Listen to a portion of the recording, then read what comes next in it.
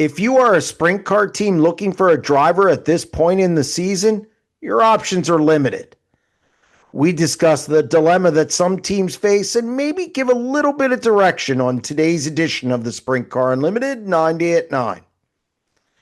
Sprint car racing has changed in regard to silly season over the last 3 or 4 years.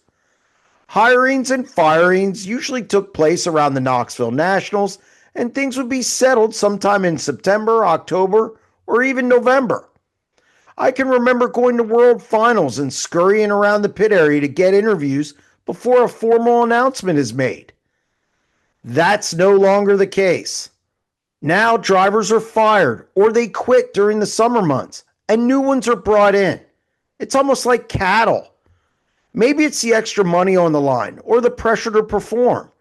Regardless, patience wears thin and decisions have to be made quickly to get up to speed for the big shows, or teams simply want to prepare for the next season. Because of this shift, teams still looking for a driver at this point in the season face some challenges.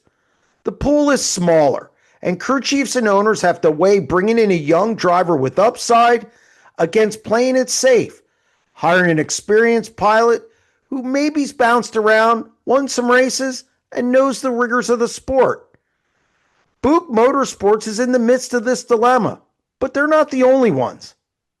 If you go with the young prospect, you might lose them in a year or two as they progress and be in the same position all over again. If you go with experience, you know what you're getting, but you could miss out on that hot prospect. It's a tough spot to be in. Do you lure away a Steven Snyder Jr. or Cameron Smith in hopes that they develop even further? Or maybe a California teenager? Or do you hire someone like Brock Zierfoss, who's won a couple of World of Outlaws events, but has struggled at times? Maybe even Tanner Holmes. Give him a shot.